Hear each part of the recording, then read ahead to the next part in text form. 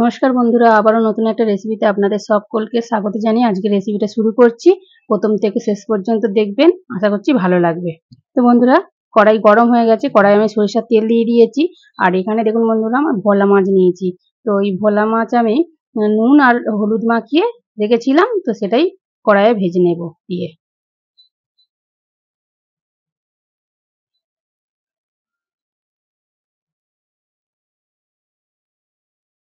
তো বন্ধুরা দেখুন, এক পিঠ করে হয়ে গেছে ভাজা, আমি এক পিঠ করে উল্টে দিচ্ছি।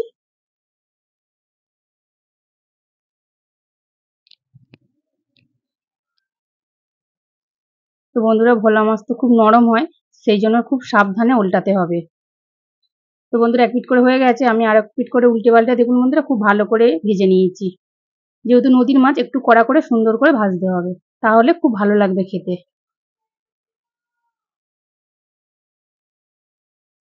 মাছগুলো ভাজা হয়ে গেছে, আমি এবার সব মাছগুলো তুলে নিচ্ছি। তো বন্ধুরা দেখুন, কড়াইয়ে তেল আছে। তো এখানে আমি পেঁয়াজ কুচি, টমেটো কুচি আর আদা রসুন একসাথে বাটা নিয়ে নিয়েছি। তো পেঁয়াজগুলো তেলের মধ্যে প্রথমে দিয়ে দিচ্ছি,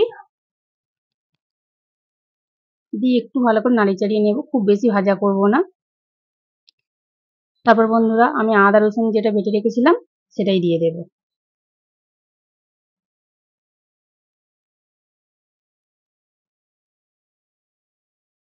একটু নাড়িয়ে চাড়িয়ে নিয়েছি আদা রসুন দিয়ে। তারপর টমেটোটা যে কুচি করে রেখেছিলাম, টমেটো কুচিটা দিয়ে দিচ্ছি।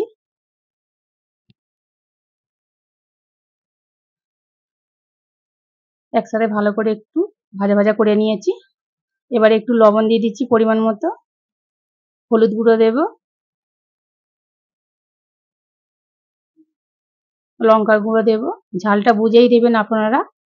এবার ভালো করে কষিয়ে নেব।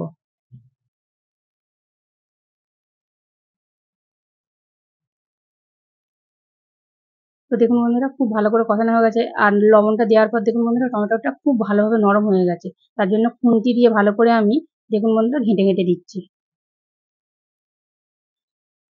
এবার আমি পরিমাণ মতো জল দিয়ে দেবো।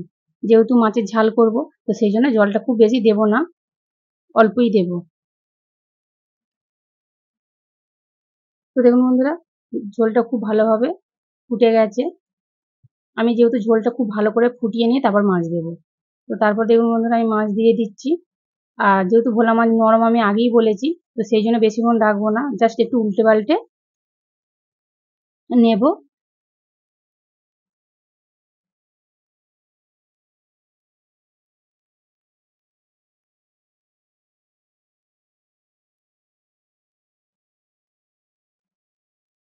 তো বন্ধুরা, আমি আজকে আপনাদের ভোলা মাছের ঝাল রেসিপি করে দেখাচ্ছি।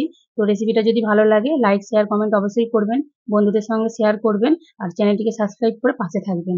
তো বন্ধুরা দেখুন, ঝালটা হয়ে গেছে। এবার আমি গরম মশলা দিচ্ছি, দিয়ে ভালো করে একটু নাড়াচাড়া করে নামিয়ে নেব।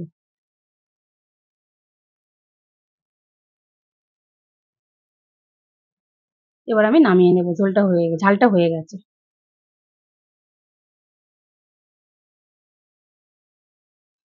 তো দেখুন বন্ধুরা, কত সুন্দর দেখতে লাগছে। তো গরম ভাতে খুব ভালো লাগে খেতে, আপনারা অবশ্যই বাড়িতে ট্রাই করে দেখুন, খুব ভালো লাগবে খেতে। তো বন্ধুরা, আমি ভোলা মাছের আলু দিয়ে তরকারি করে আপনাদের দেখিয়েছি রেসিপি। তো আপনারা গিয়ে দেখে আসতে পারেন। তো দেখা হচ্ছে নতুন একটা রেসিপি নিয়ে, ততক্ষণের জন্য ভালো থাকুন, সুস্থ থাকুন, সাবধানে থাকুন।